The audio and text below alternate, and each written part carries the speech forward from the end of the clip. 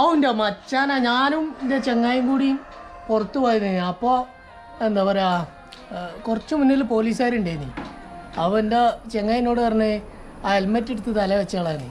അപ്പോൾ ഞാൻ എന്ത് ചെയ്ത് ഹെൽമെറ്റ് എടുത്ത് തല വെക്കാൻ വേണ്ടിയിട്ട് ഹെൽമെറ്റിൻ്റെ എടുത്തപ്പോൾ ഹെൽമെറ്റിൻ്റെ ഉള്ളിൽ നിറച്ച് പുഴുക്കൾ പറഞ്ഞാൽ നിറച്ച് പുഴുക്കൾ. അപ്പോൾ സംഭവം എന്താണ്, അപ്പോൾ ഈ നനഞ്ഞ കോട്ട് ഉണ്ടല്ലോ, നനഞ്ഞ റെയിൻ കോട്ട് അത് എടുത്തുകൊണ്ട് ഹെൽമെറ്റിൻ്റെ ഉള്ളിൽ അവിടെ തിരിയാണ്ട് ഞാൻ ഡിക്കിൻ്റെ ഉള്ളിൽ വെച്ചിനി. വണ്ടീൻ്റെ ഉള്ളിൽ വെച്ച്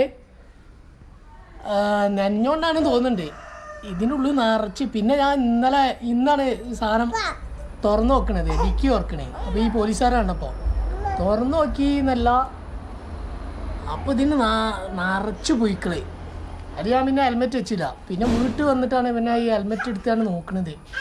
അതിലാണെങ്കിൽ ഇനിയിപ്പോൾ ഇങ്ങനെ ആർക്കൊരു അക്കിടി പറ്റണ്ട അത് വിചാരിച്ചിട്ടാണ് ഞാൻ ഈ കാര്യം പറയുന്നത്.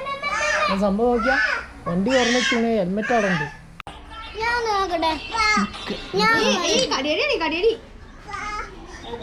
വാ വാ വാ വാ ശരിക്കൂട്ടെ വാ.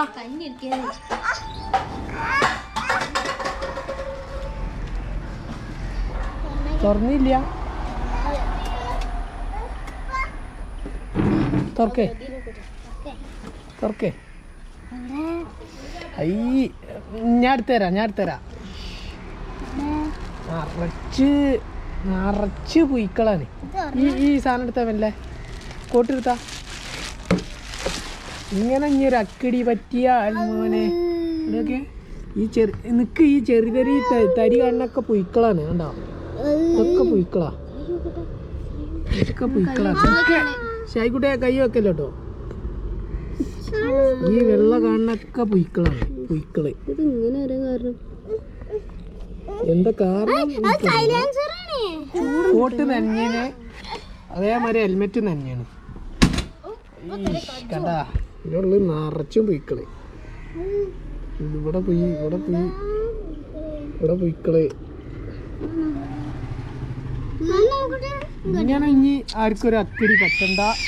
നനഞ്ഞ കോട്ട് കൊണ്ടുപോയണ്ടേ ഹെൽമെറ്റിൻ്റെ ഉള്ളിൽ കൊണ്ടുപോയി കയറ്റാൻ നിൽക്കുക.